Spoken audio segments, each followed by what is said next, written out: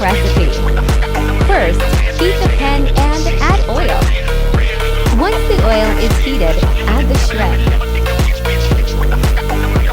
Cook one side of the shrimp until it changes color. Then flip it over to cook the other side until it changes color as well. Next, add butter to the pan and let it melt. Toss the shrimp in the melted butter for a few seconds.